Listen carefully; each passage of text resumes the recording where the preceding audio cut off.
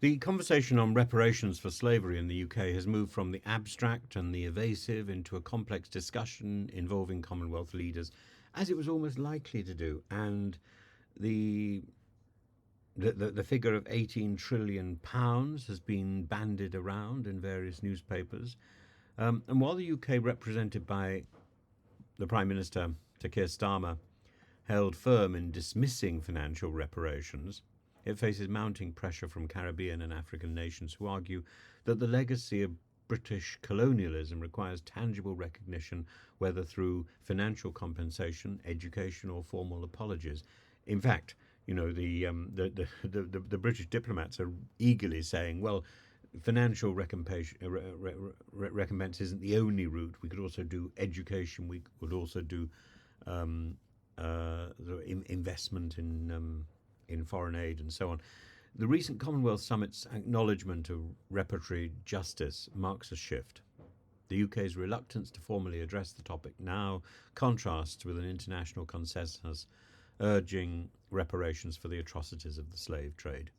And our reluctance to even put this on the agenda makes us look so ridiculous.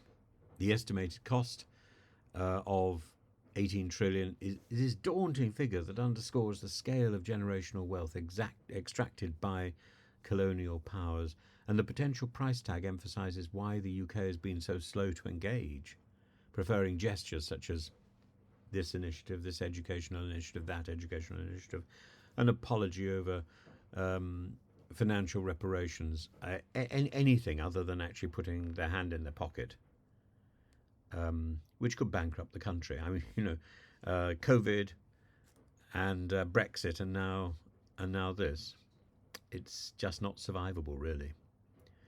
For advocates, reparative justice isn't solely about financial compensation. It could involve structural support for nations historically exploited by Britain, such as climate financing, debt relief, acknowledging the social and economic devastation left in the wake of colonial rule. For instance, the Bahamian government envisages a comprehensive report to be discussed at the UK Caribbean Forum next year, aiming for more substantive outcomes.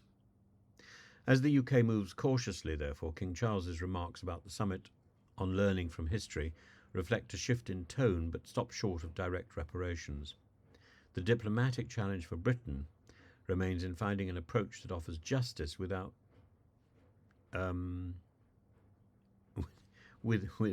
without financial pain, a stance increasingly at odds with the Commonwealth's evolving expectations.